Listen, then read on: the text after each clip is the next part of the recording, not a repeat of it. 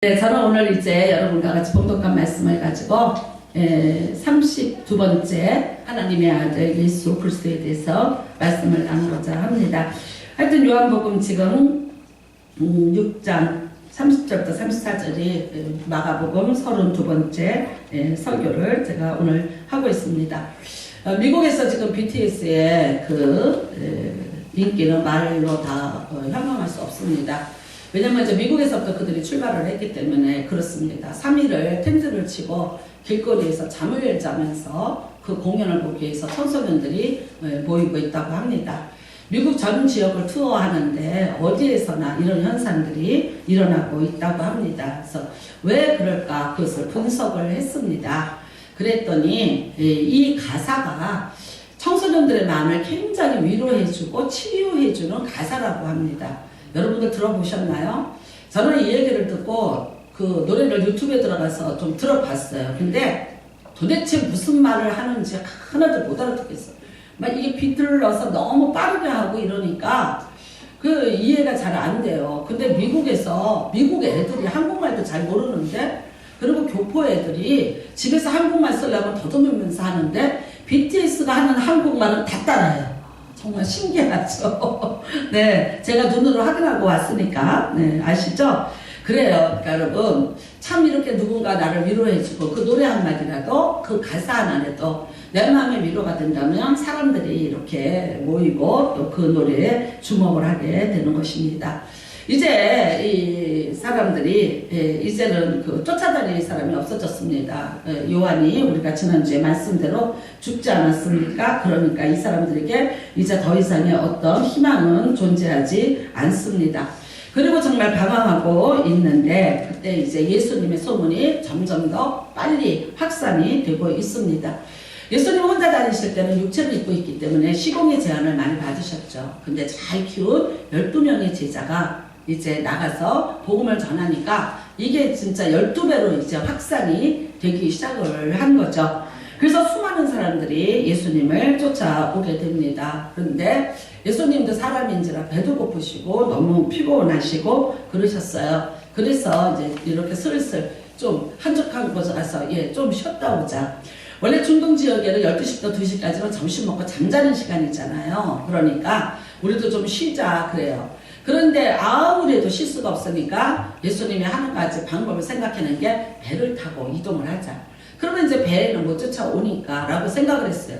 근데 이 사람들이 얼마나 갈급했든지 예수님은 배를 띄우고 배를 타고 이동을 하는데 그 선을 따라서 그 사람들이 움직이기 시작을 하고 다른박질을 치면서 이미 예수님이 다다를 만한 곳에 먼저 가서 다다르는 이런 일들이 일어나고 있습니다.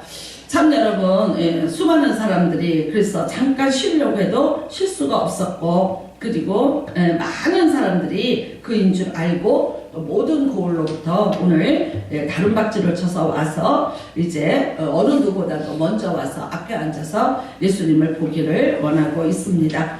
이 모습을 보시고 예수님께서 오늘 말씀하십니다. 이 큰 무리를 보시고 그 목자 없는 양 같음으로 인하여 불쌍히 여기사 이에 여러 가지로 가르치시더라 라고 말씀하고 있습니다. 참 여러분, 이 사람들이 정말 목자 없는 양이다. 사실 이제 목자라는 거는 지도자 이런 뜻이죠. 그런데 사실 지도자가 없었던 거는 아니죠. 이 나라에 지도자가 없습니까? 뭐 많이 있습니다. 우리가 알기로는요, 제사장, 대제사장 가야바도 있었고요. 그 다음에 바리새인과 사두개인들이 포진하고 있었고요. 또 하나님의 말씀을 가르치는 율법사들도 또 있었던 것을 알 수 있고요. 그들이 또 모든 말씀으로 백성들을 지도하고 있지 않았습니까? 이제 뿐만 아니라 또 뭐 헤롯 같은 왕도 있었고요. 그 다음에 또 빌라도 같은 총독도 있었던 것을 볼 수 있습니다. 그렇지만 사실 여러분, 이 사람들에게 이제 이스라엘 백성들은 어떤 위로를 받는 것도 아니고 또 어떤 질문에 대한 답을 얻을 수도 없었던 것입니다. 참 많은 근심이 있으나 그들에게 어떤 위로를 받을 수 없었고요. 그리고 정말 수많은 그런 또 어려움과 고뇌가 있었으나 어떤 누구도 그것에 대해서 답을 해주는 자도 없었고요. 또 이제 죄를 졌으나 사함을 받는 길도 많이 막혀 있습니다. 왜 그렇습니까? 전적으로 다 타락을 했기 때문인 것입니다. 지금 이 나라에는 두 세력이 존재를 하고 있습니다. 원래 이제 로마는 자체적인 종교를 인정을 해줍니다. 그래서 거기에는 타협을 하지 않습니다. 별로 정치에도 반란만 안 일으키면 별로 이렇게 관여를 하지 않습니다. 딱 두 가지입니다. 돈 가져가고, 그 다음에 젊은 용사들 데려가고, 말 잘 듣고 잘 있으면 그냥 함께 공존하는 거죠. 그래서 로마가 참 많은 그런 나라들을 다스릴 수가 있었던 거죠. 그랬는데 이제 여기에는 종교의 또 지도자들이 있지 않았습니까? 그쵸? 근데 그 사람들이 또 전적으로 타락을 하게 됐죠. 그래서 뭐 잘 알다시피 선전에 제사를 드리러 갈 때 빈손으로 가지 않았습니다. 그런데 그 가지고 가는 재물에 대해서 엄청난 폭리를 취하면서, 그래서 내가 죄를 져도 돈이 없으면 제사를 드리러 갈 수가 없는 이런 종교적인 아주 극심한 타락, 그래서 영적인 이런 회복의 불능을 그들이 가져왔고요.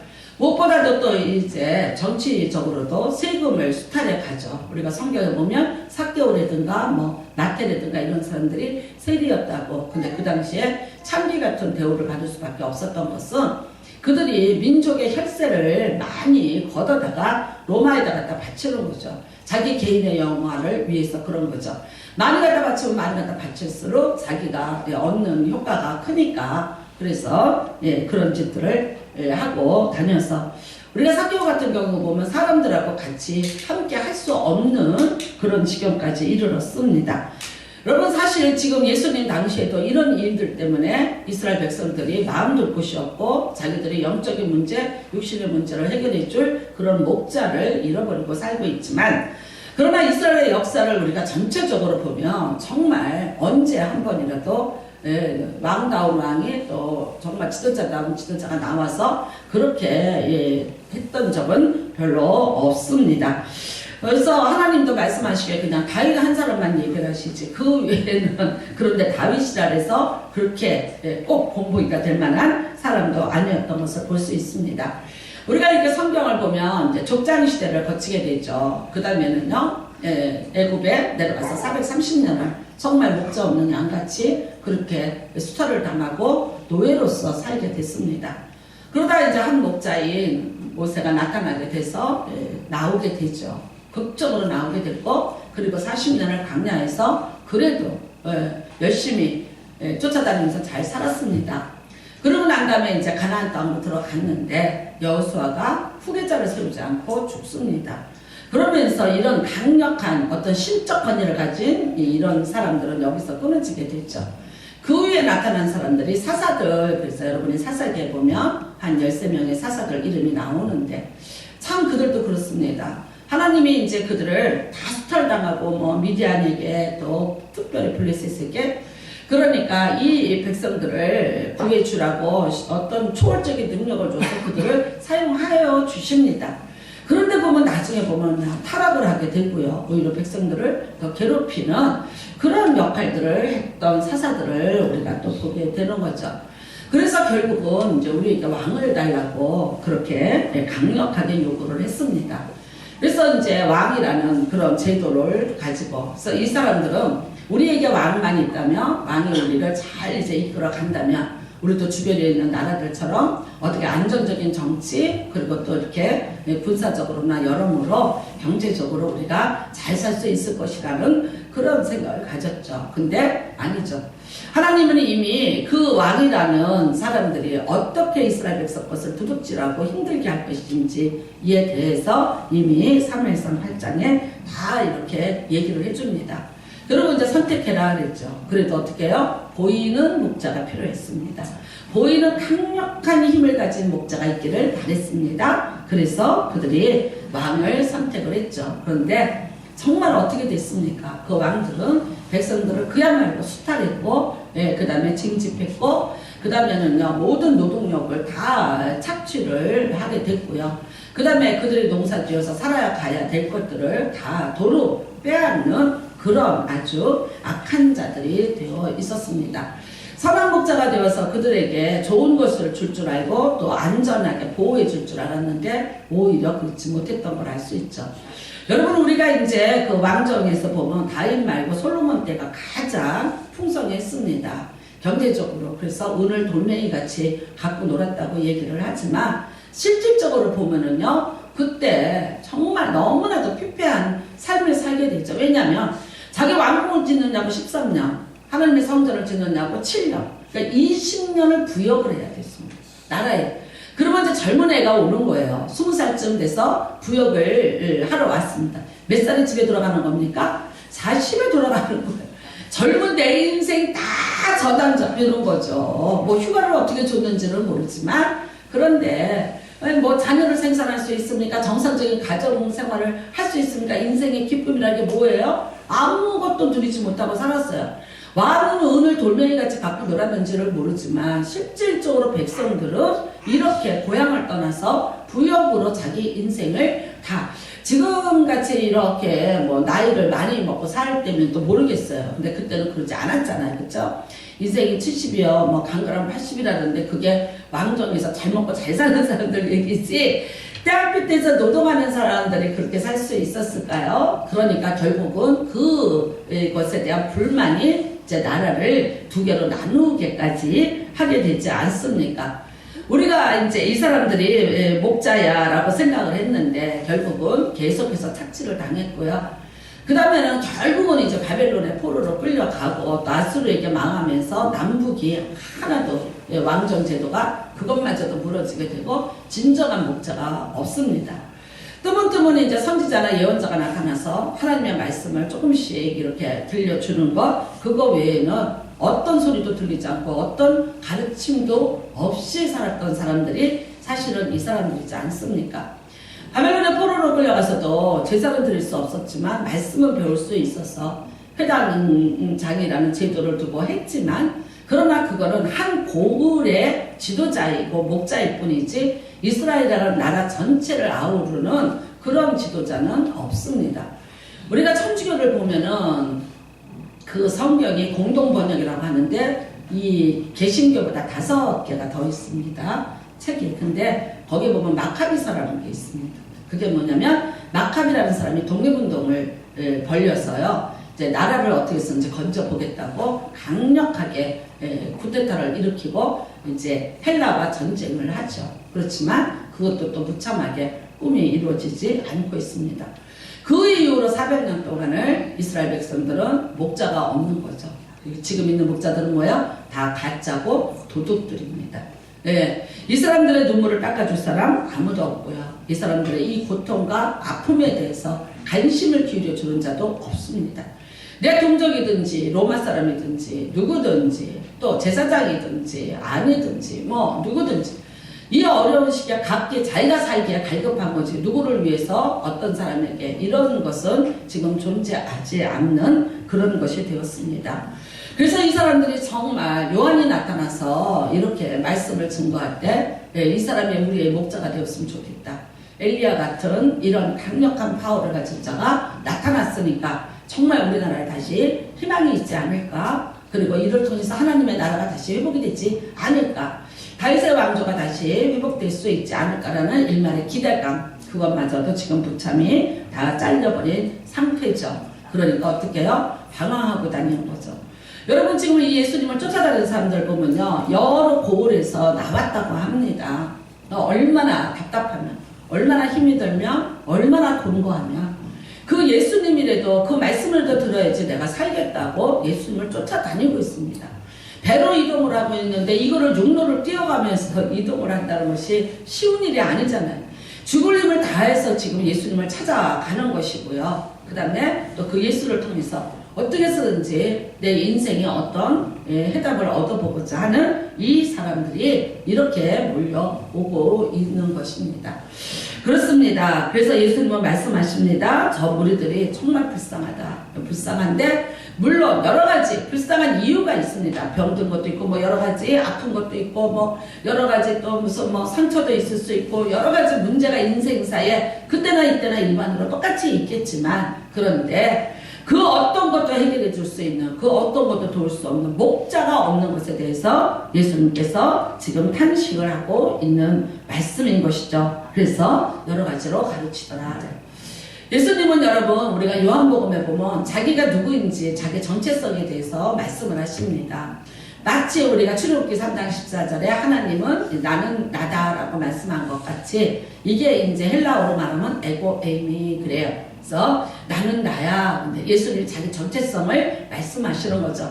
나는 세상의 빛이야. 나는 양의 문이야. 나는 생명의 떡이야. 나는 또 물이야. 이제 생명수야. 영혼이 목마르지 않는 영생수야. 이렇게 말씀을 하시는데, 우리가 요한복음 10장에 보면 나는 선한 목자라고 그렇게 자기를 표현을 하고 있습니다.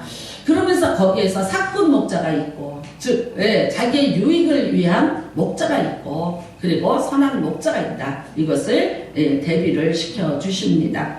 그래서 선한 목자는 어떤 목자냐? 자기 양을 아는 목자라는 것이죠. 내 양이 지금 어떤 상황이고 내 양이 어떤 지경에 있는지 이것을 아는 목자가 선한 목자다.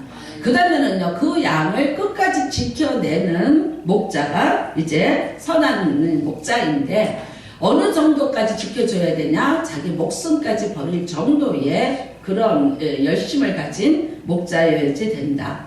근데 지켜만 줘서 되느냐? 아니다. 생명을 얻되 풍성히 얻게 해줘야 된다. 이래요. 근데 이 풍성하다는 뜻은 뭐냐? 남는다. 그 뜻이고요. 그 다음에는 계속해서 공급이 된다. 이 두 가지를 가지고 있습니다.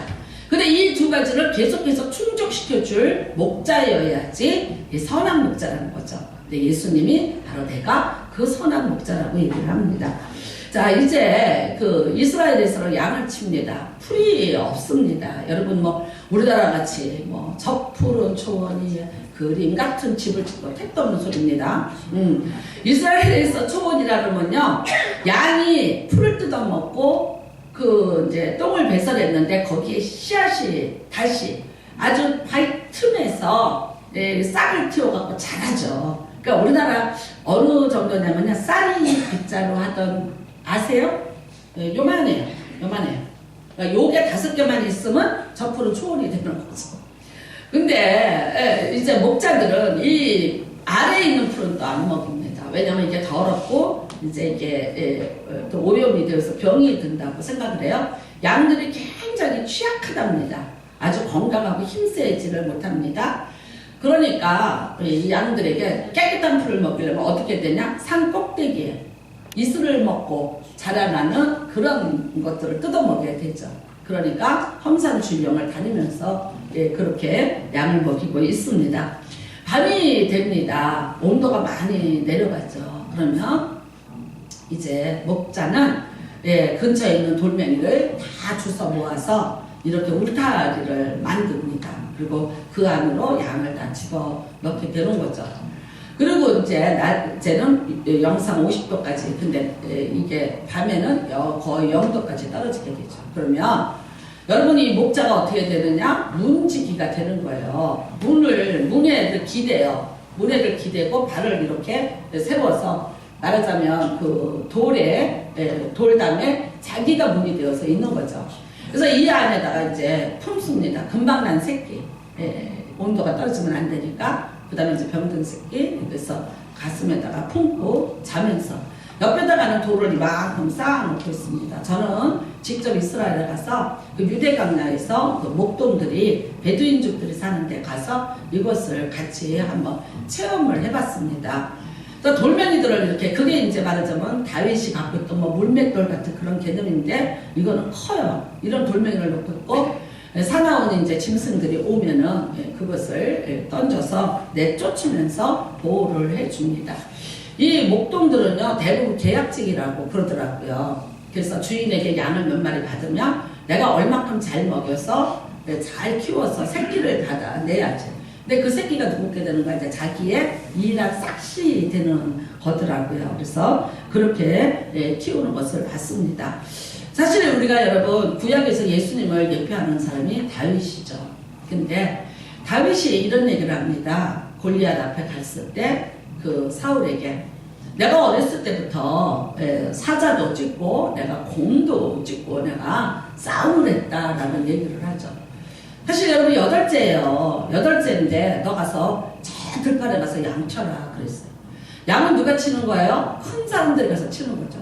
요셉은 보면 요셉은 집에 있었고요. 요셉의 형들이 가서 양 쳤죠. 채색 옷 입은 사람은 집에 있는 거예요. 그러니까 다윗은 말째인데 이게 채색 옷을 못 입은 거야. 물론 형들은 이제 전쟁이 징집이 되어서 갔지만 8남매의 막내인데 세상에 그 막내를 갖다가 그 들판에다 갖다가 보내서 양을 치게 하죠. 근데 그 어린아이가 그러는 거예요. 양을 지키는데 내가 사자가 오면 곰이면 대부분의 목동은 어떻게 하냐면 잘 이렇게 어린 양이든지 병든 양을 하나를 사자한테 집어 던집니다. 제물로 던지죠. 그러면은 그거를 물고 가면은 여기는 편안할 수 있죠. 며칠 조용할 수 있죠. 근데 다윗은 어떻게 했다고요? 달려가서 그것들과 싸워서 한 마리의 양도 뺏기지 않고 그 양들을 지켜냈더라고요.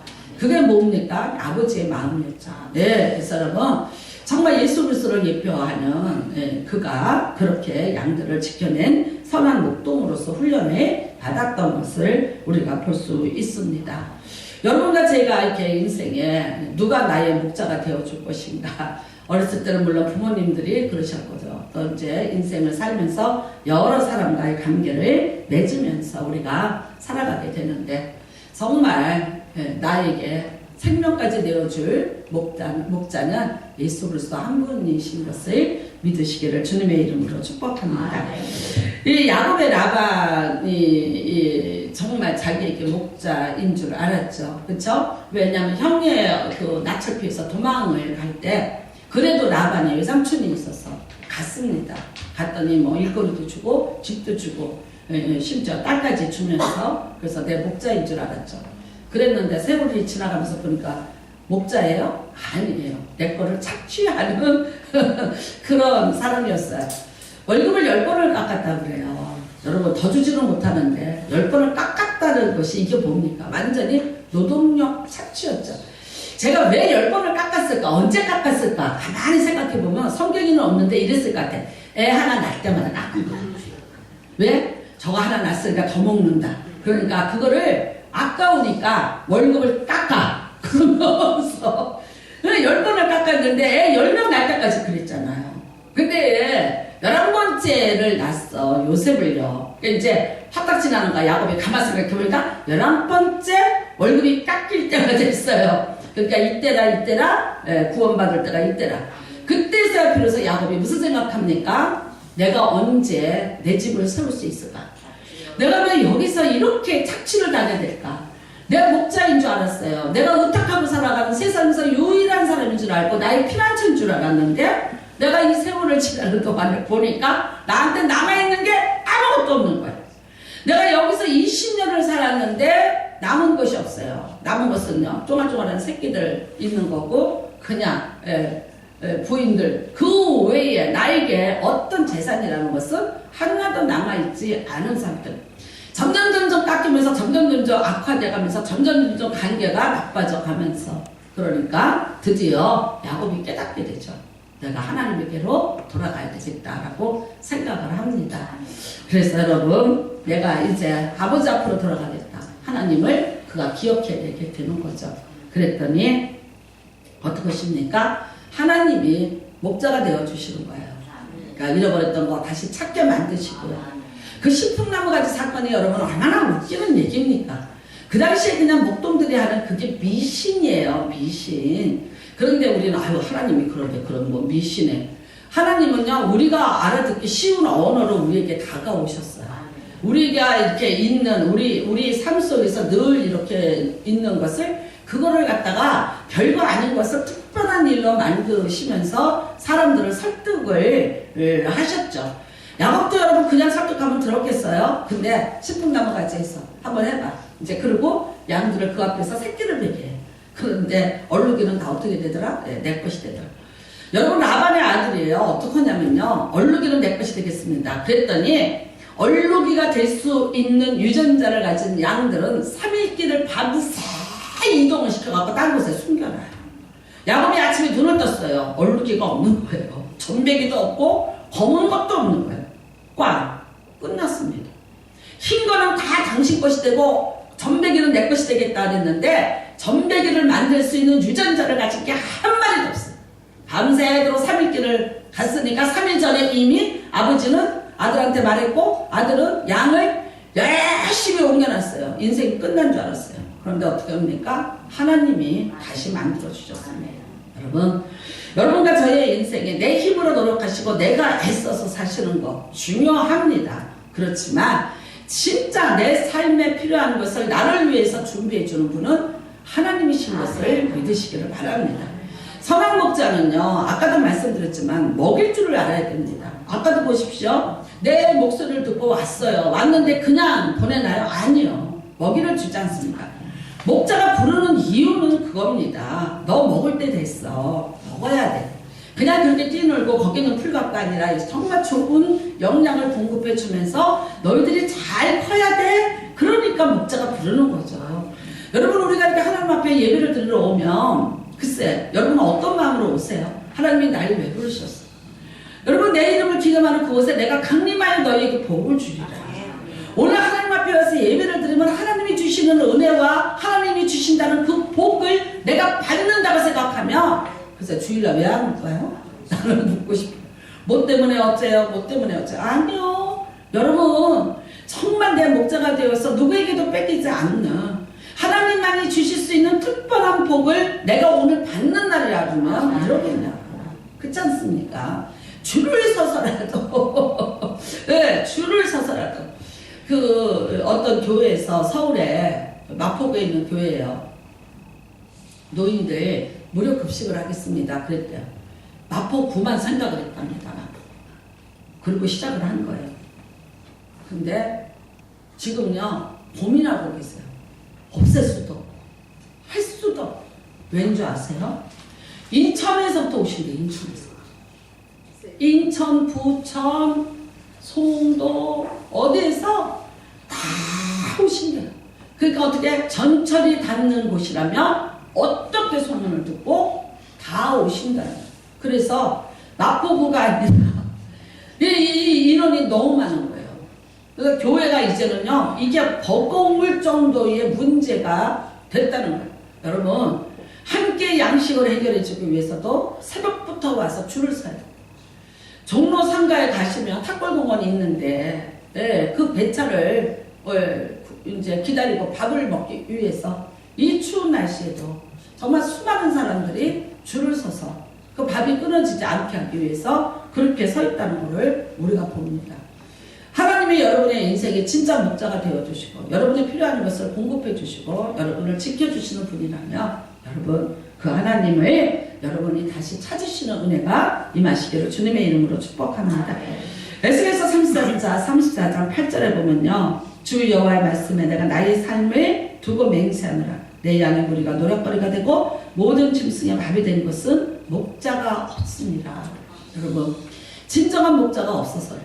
내가 인생에 이런 문제를 만나고 이런 문제를 만나면 그리고 내가 이런 노력을 당했는데 결국은 뭡니까? 내가 정말 진정한 목자를 내가 못 만났음이라는 거죠. 네. 여러분, 근데 왜 진정한 목자를 못 만났을까? 두 가지입니다. 목자가 계셨는데 그분을 내가 목자로서 인정하지 않는 이런 우를 범한 것이고요. 그 다음에는요, 진짜 참목자가 누구인지를 내가 찾지를 못했기 때문인 거죠. 내가 울면은 내 우는 목소리를 들어줄 목자가 필요한 거예요. 내가 아프면 아프다는 것을 알아줄 목자가 필요한 거예요. 같이 아파주고 같이 눈물을 흘려줄 목자가 필요했는데 그 목자가 그러지 못했다는 거죠. 그러면서 어떻게 됐습니까? 목자가 착취하고 오히려 더 힘들게 하고 어렵게 만들었다 그러면서 거기서 이제 하나님은 사꾼 목자다, 거짓 목자라는 얘기를 하고 계십니다. 그렇지만 여러분, 하나님이 다시 내가 너희와 화평의 계약을 맺어서 내가 너희의 목자가 되어주마 라고 말씀을 하십니다. 오늘 여러분이 하나님과 화평의 계약을 맺으시기를 주님의 이름으로 축복합니다. 그러면 내가 너희를 편안하게 숲을 가운데 잠자게 할지라. 아멘. 여러분, 양이 숲을 가운데서 잠을 자려면은 조건이 충족이 돼야 됩니다. 첫 번째 배가 불러야죠. 뭐니 뭐니 해도 배가 불러야죠. 배고픈데 잠이 오겠습니까? 제가 요즘에 이제 조금 어떻게 빼볼까 싶어갖고 저녁을 조금을 먹어요. 근데 정말 자다가 깨. 그 다음에는요, 새벽에 오면은 이제 이게, 아이고, 새벽기도를 하다 보면 막 힘이 딸리는 거야. 이게 참 이게 깊은 잠을 못 들더라고요. 배가 불러도 잠을 사실은 잘 못 자. 근데 배가 고파도 못 자. 근데 여러분, 내가 먹을 것을 두고 어떻게 해서든지 내가 정말 조금 살을 빼보자고 건강을 위해서 이러니까 안 슬프지. 내가 진짜 오늘 먹을 게 없어서 이 주는 배를 빼고 자야 된다면 얼마나 그 인생이 슬프겠냐고. 그렇잖아요. 슬픈 정도가 아니라 또 비참함까지 들어오지 않겠습니까? 우리 하나님은 우리를 여러분 배부르게 먹여주실 분이신 것을 믿으시고요. 그런데 아프지 말아야죠. 아픈데 어떻게 편안한 잠을 잘 수 있겠습니까? 치료의 하나님이 여러분을 치료하실 줄로 믿습니다. 그 다음에는요, 대적이 없어야지 편안하게 잠을 자죠. 여러분, 목자가 지켜주면서 내게 대적을 막아주니까요. 우리가 사망의 음침한 골짜기도 어떻게 편안한 잠을 잘 수 있겠어요? 항상 내 원수가, 내 대적이 나를 노려보고 있다면 내가 어떻게 잠을 잘 수 있겠습니까? 그뿐만 아니죠. 양은 굉장히 더럽답니다. 실질적으로는 왜 그러냐면요, 시야가 50cm밖에 안 된대요. 1m가 안 된다. 그리고 여러분 뭐 빨리 걷지도 못하고 띵띵거리고, 그쵸? 그러니까 배설을 하고 그 자리에서 뭉개가고 항상 양의 엉덩이를 보면 자기 똥이 이렇게 묻어있는 그런 모습을 보잖아요. 근데 그런데도 불구하고 깨끗해야 된다. 왜냐하면 이제 오염된 곳에서 그대로 병균이 옮고 그러기 때문에. 그래서 목자는 항상 양을 깨끗한 다른 곳으로 또 이동을 시켜서 깨끗한 곳에 있게 해야 된다고 합니다. 여러분, 이 조건이 맞춰져야지만 숲을 가운데 안연히 거할 수가 있는 것입니다. 그러니까 여러분과 제가 이제는 여러분 여호와를 나의 목자로 삼으시는 그런 은혜가 임하시길 바랍니다. 세상에서 가장 아름다운 시 시편 23편이라고 말합니다. 여호와는 나의 목자시니. 여러분과 제가 진짜 내 인생의 목자가 누구인지를 다시 그 자리를 환원시켜 놓으시는 은혜가 임하시길 바랍니다. 때로는 여러분 어떤 것이 내게 목자가 되어서 나를 편안하게 해줄 것이다. 또 나는 그럴 만한 목자가 내게는 없다. 뭐 여러 가지 내가 힘으로 삼고 살아가려고 했던 거, 내가 도움이라고 생각하고 살아가야 했던 모든 것들이 나에게 내가 원하는 것을 충족시켜주지 못하는 것에 대해서 불안하기도 하고 또 여러분이 섭섭하기도 하고 여러 가지 마음의 어려움을 겪고 있으실 것입니다. 그러나 분명히 아십시오. 여호와가 여러분의 목자이십니다. 다시 찾아서 여러분 하나님을 하나님의 자리에 올려놓고 그분이 내 목자가 되심을 인정하시는 여러분 되시기를 주님의 이름으로 축복합니다. 왜 내가 내 목자가 있는데 왜 내가 왜 괴로워야 되고 왜 내가 슬퍼야 되고 내가 왜 내 양식을 내가 찾으러 줄이면서 다녀야지 되고 내가 왜 푸른 초장을 내가 찾아야 됩니까? 여러분, 양은 목자의 음성을 듣기만 하면은 그 다음에는요 이렇게 오니까 양식을 주지 않습니까? 정말 고단위의 음식을 주면서 건강하게 자랄 수 있는 것을 공급해 주지 않습니까? 목자를 찾으시길 주님의 이름으로 축복합니다. 제가 예전에 어떤 한 분이 저희 교회에 있었는데 참 이분이 처음에 제가 이렇게 만났을 때 남자분이 찾아왔어요. 그러면서 자기가 미국에 있다 들어왔는데 부인이 5일 안에 죽는다고 그러면서 이제 그래서 병원에서 빨리 남편이 들어와라, 이제 장례를 치러 들어와라, 뭐 그래서 왔다는 거예요. 그러니까 이분은요 심장 기능이 없어요. 그래서 이제 이 몸에다가 뭐 이거를 투석 하는데 그것도 안 돼요. 그것조차도 이제는 끝이에요. 그래서 더 이상 투석이 안 되니까 이게 안 되는 거예요. 일산백병원에서 며칠 못 간다고. 그래서 5일쯤 남았다고 생각한다고. 그래서 들어왔어요. 들어오고 나서 이틀이 지났어요. 다니면서 이 근처에 교회를 다니면서 이제 신방을 좀 와주십시오 그랬는데 안 오더래요. 그런 환자다 이랬더니 안 오더라는 거예요. 그래서 어떻게 해서 이제 우리 교회까지 또 복도방에서 가르쳐줬대요. 그 교회 한번 가보라고. 그 여자 목사님은 어쩌면 신방 올 수 있을 거라고. 그래서 왔다고 그러더라고요. 그래서 가봤어요. 가봤는데 제가 보니까 정말 내가 딱 첫 마디는 이거 이티를 보는 것 같았어요. 이티. 이게 사람이 아니에요. 사람의 모양이 아니에요. 딱 이티하고 똑같아요. 빼짝 말랐는데 배만 이만해요. 이게 이제 물이 못 빠져서 배가 이렇게 되고 여기는 막 갈비뼈가 있고 근데 얼굴이 근데 온 몸에 부스러기가 이게 해독이 안 되니까 몸에 부스러기가 이만한 것들이 있는데 온 몸에 그분이 이러시더라고요. 소원이 뭐냐 그랬더니 목욕 한번 해보고 싶다. 내가 그러니까 죽기 전에 나 목욕을 해보고 싶다고 그래요. 그래서 제가 목욕탕을 데리고 갔어요. 여기 고양시청 뒤에 옛날에 쬐끄만 목욕탕 하나 있었어요.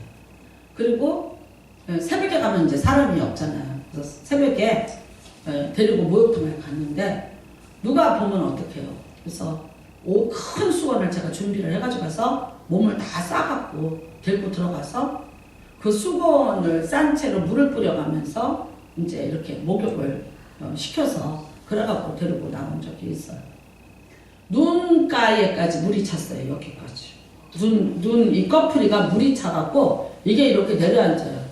정말 톡 하면 그냥 물이 확 쏟아지게끔 그렇게 눈꺼풀이 돼 있고요.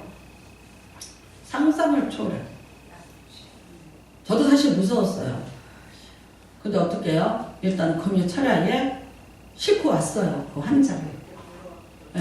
데리고 와서 생각나시죠? 정말 붙잡고들 기도 많이 하셨어요. 살아났어요. 오래 살았어요. 작년에 죽었어요. 그러니까 10년 더 산 거지, 그쵸? 한 15년 그 이후로 더 살고 가는 거야. 작년에 죽었다니까. 그랬어요. 근데 이분이 자기가 이제 몸이 좋아지니까 자기 여동생이 김제에서 살고 있는데 그 여동생을 데리고 오는데 여동생은 어떻게 됐냐? 자궁암 말기예요. 수술을 했는데 안 돼. 근데 이게 이제 림프를 잘라갖고요. 다리 2개가 완전히 석고 같아. 이만한 석고 같아요. 장로 부인이라고요. 장로님이 꿈을 꾼 거야. 자기 부인이 죽는 꿈을. 그래서 이미 이제 자기 집 뒤에다가 무덤을 다 파놨어. 아, 나는 부지런한 거 그런 건 좀 안 부지런해도 되지 않나. 그러니까 너무 부지런해. 뭐 사람이 좀 그런 거는 나중에 그 참 있죠. 아픈 사람 입장에서 그 기분 나쁘다, 그렇죠? 그러면서 그래서 자기 부인 앉혀놓고 얘기하는 거 아니야. 무덤 다 파놨다고. 그랬는데 아니 이 부인을 그러니까 자기 동생이 이러니까 사정을 했대요. 우리 목사님한테 가서 네가 기도 좀 받아봐라. 나 그럴 때마다 미치겠어. 내가 뭐를 할 줄 알아서. 세상에 눈이 벌벌 오는데요. 쌀 반가마를 싣고 그분들이 그 사슴을 키웠어. 그러니까 이제 녹각? 그거를 이렇게 하나를 담고 그래갖고 트럭을 타고 온 거예요. 그러니까 그 집에 차가 트럭밖에 없으니까 남편은 운전을 하고 남동생이 내려가서 그 환자를 이불에다 싸갖고 그래서 올라오는 거예요. 제가 왔어요. 도착했어요. 그래요. 근데 제가 솔직히 얘기할게요. 30분을 안 갔어요. 못 가겠어요. 아니 내가 가서 뭐를 할 거야. 뭘 어떻게 할 거야. 그리고 막 있잖아. 막 이런 생각이 드는 거야. 아니 왜 하나님은 좀 편한 사람 좀 보내지. 아니 왜 꼭 이런 사람 만나. 알고 내가 뭘 해. 나 뭐 어떡하라는 거야. 아니 그 30분을 그냥 몸이 안 움직이는 거예요. 그래서 그냥 이러고 이제 앉아있다가 가야 되잖아. 그래서 갔어요. 그래서 기도하고 이제 갔어요. 가서 뭐 하겠어요. 제가 보니까 상상을 초월해. 예배 드리자고 그랬어요. 그리고 찬송가를 부르고 그리고 이제 기도를 하고 저 혼자 갔어요. 밤이고 그래서 그랬는데 하나님이 말씀을 딱 주시는데 여호와는 나의 목자시니 아니 이 말씀을 주는 거예요. 그런데 아니 내가 그랬어요. 하나님 이걸 가지고 어떻게 뭐라고 얘기해요? 아니 지금 이 지경이 된 사람한테 여호와가 왜 어떻게 목자가 되시면 이 지경이 돼 갖고 왔겠냐. 무덤을 파놓고 수위를 만들어 놓고 근데 제가 시편 23편 펴보세요 그랬어요. 그리고 이제 여호와는 나의 목자시니 근데 딱 그 다음에 나가는 말이 이거였어요. 근데 왜 본인이 목자인 줄 알고 사셨어요? 왜 본인이 목자인 줄 알고 사셨어요? 저도 모르겠어요. 저 처음 보는 사람이고 왜 제가 어떻게 그런 말을 할 수 있었는지, 그 사람에 대해서 제가 무슨 그렇게 많이 들은 건 없고 아프다는 것만 듣고 왜 본인이 목자인 줄 알고 사셨어요? 네. 그래서 지쳐서 병들었잖아요. 왜 본인이 다 짊어지고 가세요? 저 이 말 한마디 했어요. 근데 그때부터 이 집사님이 대성통곡을 하고 계십니다. 아무도 나를 안 도와줬어요. 어렸을 때 부모님들이 좀 일찍 돌아가셨더라고요. 남동생이 이혼을 하고 애를 데리고 3살 먹은 애를 데리고 자기한테 와 있어요. 그것도 너무 버겁고 힘들어요. 남편은 너무 착해서 여기저기 보증 다 써주고 돈 꼬다리면 다 꺼주고 교회 장로님이신데 완전히 가정에는 그렇다고 생각을 하고, 그 다음에 아들 셋 뒷바라지. 교회도 내가 없으면 안 돼요. 어떻게 해요? 내가 성가대 반주도 해야 되고 지휘도 해야 되고요, 내가 여성교회장도 해야 되고요, 내가 뭐도 해야 되고 뭐도 해야 돼요.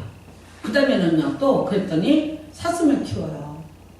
하루도 집을 못 비워요. 먹이 줘야 되니까. 그 다음에 농사를 져요. 나는 그래서 정말 어떤 한순간도 쉴 시간이 없고 나는 나갈 시간도 없고 이렇게 살았어요. 근데 나만 병들었어요.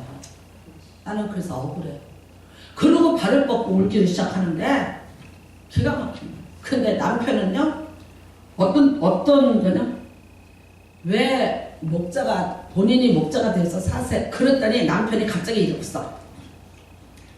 참 순하게 생긴 양반인데 고개를 흔드는데 개빵 맞다 이거야. 맞다 이거야. 그러더니 이제 막 나오기 시작을 하는 거야. 이제 울고 이제 막 소리를 내서 울다가 좀 이렇게 멈추고 있었더니 그 다음에 남편이 얘기하는 거야. 하나도 자기가 없으면 되는 일이 없고 자기가 다 해야 되고 자기가 한 것만 마음에 들고 내가 도와주려고 하면 뭐하냐. 그렇게 하면 안 된다고 맨날 야단치고 책망했고 애들도 다 야단을 쳐서 한길 나다 엄마 떴다면 일곱 길을 도망을 간대. 그러면서 교회도 사실 목사님한테 제일 문제가 되는 사람이 이 사람입니다. 우리 교회의 제일 골칫덩어리가 왜? 사사건건이 지적질을 하면서 내가 아니면 안 되는 거예요. 그러니 여러분 자기가 성가대 원래 지휘자가 있었대요. 그런데 못한다고 자기가 가서 하기 시작을 했고 또 이거 피아노를 또 배웠대. 또 피아노 반주를 못한다. 그래서 또 반주도 할 줄 알아. 새벽기도 때 또 반주도 안 돼요. 그러니까 여러분 열심히 살고 정말 인생을 너무너무 최선을 다해서 살았어. 했는데 어떻게 해요? 나 병들었어. 그 스트레스에 억압을. 교회는 갔는데 평안이 없어요. 교회 가서 말씀을 들어가는 게 아니라 어떻게 들어가는 거야? 난 일하러 갔대. 난 이거 해야 돼. 오늘도 목사님이 잘하나 못하나 내가 봐야 돼. 오늘도 성가대가 틀렸나 안 틀렸나 내가 봐야 돼. 그러니까 감시단으로 가는 거야. 감시단으로. 누가 파견했는지는 모르. 여러분 자기 안에 기쁨이 없고 평안이 하나도 없는 거예요. 근데 그거를 갖다가 다 지금 남편한테 얘기를 하고 뭐 하면서 했더니 대성통곡을 하고 울어요. 울어서 제가 그래서 한참을 이제 그 울음이 끝일 때까지 들어줬어요. 그 다음에 이랬어요. 바꾸세요 자리를. 집사님의 인생의 목자는 하나님이세요. 가정의 목자 누구냐? 하나님이세요. 교회의 목자 누구냐? 예수 그리스도십니다. 혼자 지고 있는 짐을 이제는 다 내려놓으세요. 죽게 됐잖아요. 가져갈 거 있어요? 그런데 계속 얘기해. 남편은 산소짜리 다 파놨다. 난 진짜 그러니까 병도 생길만 해 진짜. 아니 그게 그렇게 중요해요? 근데 이제 남편은 그거야. 산소짜리까지 파놓게 됐으니까 이제는 정신 차리고 이제는 이제 내려놔라. 그 말을 여태까지 말하는 말이 제대로 못하고 살다가 이제 말하자면 만난 거야. 이 얘기를 들어줄 사람을 만나니까 그냥 이 남편은 남편대로 얘기를 다 하는 거야. 너무나 수고하고 애쓰고 정말 힘들게 살았는데 내 몸은 병들었고 나는 이제 죽을 수밖에 없는 상황이 됐고 누가 하나 알아줘요? 근데 옆에 있는 모든 사람들이 뭐라 그래? 고맙다고 하는 사람이 하나도 없이 심했어. 그러니까 그 남동생도 그래요. 나는 내가 살아. 누나 나 때문에 뭐 힘들다고 그렇게 얘기했지만 얼마나 누나가 돌봐줬겠어. 3살 먹은 애를 데리고 이혼을 해서 내려왔으니 그 누나가 얼마큼 돌봐줬겠어요. 그런데 이 동생이요? 지금 기분 나쁘고 그래서 나 때문에 죽게 됐다는 거야? 이건 따지고 있어요. 다 소용없더라. 그래서 지금 누나가 뭐 나 때문에 스트레스 받아서 뭐 지금 이렇게 병들었다는 거야? 뭐야? 어? 난 내가 살아. 나도 누나 때문에 스트레스 받았어.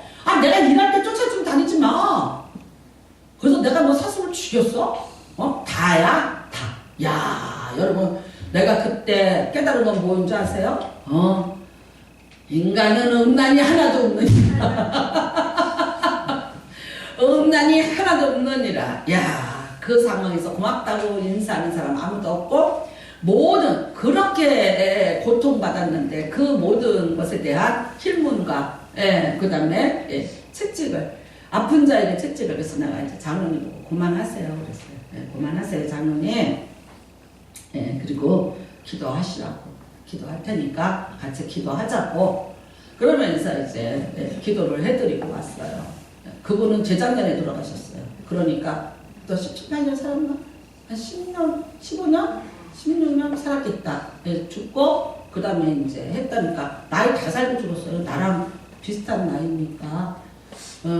저 작년에 물어봤더니 동생 작년에 갔어요. 봄에 갔어요. 뭐 그러던가 하여튼 그렇게 갔다고 얘기를 하더라고요. 오래 살았어요. 십몇 년 살았어요. 그쵸?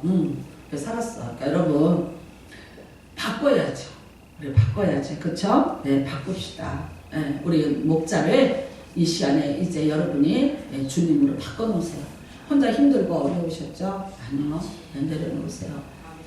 나는 여러분 어떤 한 사람이 유기견을 키워요. 여자가. 근데 100몇십 마리를 집에서 키우고 있었어요. 근데 집을 잡혀서 돈을 융자를 받아서 그것들의 먹이를 사다가 먹여요. 그래서 남편도 없어요. 혼자 사는데. 그러니까 그 여동생이 상담에다가 신청을 했어요. 우리 언니가 이러는 것에 대해서. 그래서 이제 상담사들이 투입이 됐어요. 그분한테. 왜 이렇게 유기견을 키우냐 그랬더니 자기가 버림받은 상처가 있는 거야. 그러니까 그게 누구하고 오버랩이 되는 거예요? 유기견들하고 자기가 오버랩이 됐어요. 그래서 정말 갖고 있는 거 다 그분이 또 암에 걸렸었어요. 그러니까 그런 고통을 그래서 아픈 개만 또 받아들였어. 자기와 같이 됐어. 정말 여러분 그 보험 탄 거를 그리고 집을 잡혀서 다 키웠어요. 근데 아세요? 불이 났어요. 그래서 그 개들이 다 죽었어요. 그러니까 이분만 그래도 간신히 어떻게 사람인지라 받고 나왔고 이렇게 판넬로 집은 집이었는데 불이 타면서 그러니까 이 여자가 그냥 쓰러져서 정신을 정말 잃어버리고 그런 장면을 TV에서 제가 본 적이 있습니다. 참 안타깝더라고요. 사람의 한계라는 게 저거구나.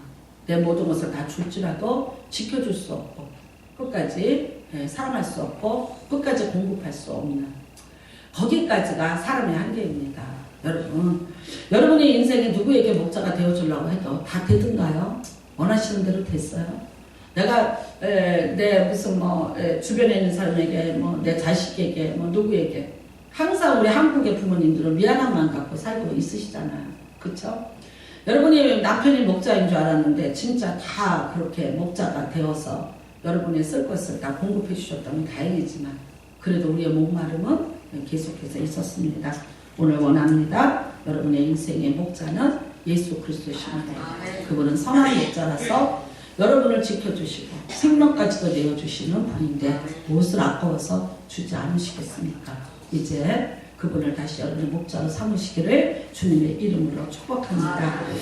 여러분 저는 제가 어렸을 때부터 이렇게 성경에 어머 이런 말씀이 있었네 그리고 성경을 읽다가 줄을 쳐놓고 외운 말씀이 하나 있습니다.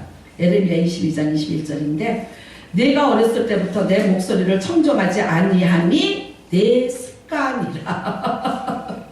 제가 성경을 읽다가 어머 세상에 누가 나 같은 사람이 또 있었네. 습관이에요. 청종해라 그러는데 안 듣는 거죠. 그쵸? 안 들어서 저는 별명을 청개구리 띄었어요. 여러분 어렸을 때부터 내 목소리를 청종하지 않음이 내 습관이라. 우리가 선한 목자입니다. 소리를 분별해서 들으셔야 됩니다. 양이 목자가 부르면 어떻게 돼요? 달려와야 됩니다. 그래서 여러분 너희 하나님 여호와의 목소리를 청정하라. 그리하면 여호와께서 너희에게 선언하신 재앙에 대하여 뜻을 돌이키시리라. 아멘. 재앙까지라도 뜻을 돌이켜 주시는 분이세요. 여러분 그 목소리를 청정하시면 여러분을 쉴만한 물가가 어딘지를 가르쳐 주실 것입니다. 여러분 그 목소리를 청정하시면 여러분이 가야 될 푸른 초장이 어디에 있는지를 그분이 가르쳐 주실 것입니다. 그분의 목소리를 청정하시면서 가시면 여러분이 안연히 거할 수 있는 곳을 만나게 되실 것입니다. 그분의 목소리를 들으면 선한 목자가 여러분을 이 땅에서 가장 좋은 곳으로 인도해 주시는 그 메시지를 그 로드맵을 여러분이 다 받으시게 될 줄 믿습니다. 아멘. 그래서 여러분과 제가 이제 오늘 목자를 자리를 잘 다시 재정비하시는 은혜가 임하시기를 바랍니다. 선한 목자이십니다. 지켜주십니다. 치료해 주십니다. 대적을 물리쳐 주십니다. 여러분이 필요한 모든 것들 공급해 주시는 은혜가 분명히 임할 줄로 믿습니다. 그래서 정말 여러분이 그 품 안에서 에스겔서 3:4절에 보면 나는 목자여 너희는 양이니라 설정해 놓으셨습니다. 하나님이 그렇게 선언하시고 설정해 놓으셨습니다. 오늘 그런 은혜가 다시 회복되시고요. 여러분 나는 선한 목자라. 나는 양들을 위해서 내 목숨까지 버린다 라고 말씀하신 그 예수 그리스도를 여러분의 인생에 가장 최고의 자리에 놓으시고 그분을 따라가고 그분이 원하는 삶을 사시고 그분의 메시지에 청종하시고 그분에게 귀를 기울이시고 그분 앞에서 구하셔서 여러분의 모든 답답함이 사라지시고 또 인생의 미래에 대한 그런 두려움들이 변화해서 큰 기쁨이 되는 은혜가 임할 줄로 믿습니다. 우리 같이 기도하시길 바랍니다. 여러분 내가 아무리 근심해도 세상에 위로해 줄 자는 한계가 있습니다. 나의 고뇌에서 구출해 줄 자 세상에는 없습니다. 내 죄 사해 줄 자 없습니다. 내가 수많은 질문을 인생에 하고 있지만 답할 자가 없습니다. 그러나 주님이 오늘 원하고 계십니다. 주님이 오늘 오라고 말씀하시고 주님께서 여러분 오늘 우리를 따라오십니다. 우리를 목자 없는 양 같은 우리는 불쌍히 여기세. 불쌍히 여기서 오늘도 우리를 불쌍히 여기시는 은혜가 임하시고요. 여러 가지로 가르치시더라. 아멘. 오늘 이 은혜가 저와 여러분에게 임하시기를 다시 한번 주님의 이름으로 축복합니다. 주를 창하시고 기도합니다. 주여 하나님 아버지, 내 하나님 아버지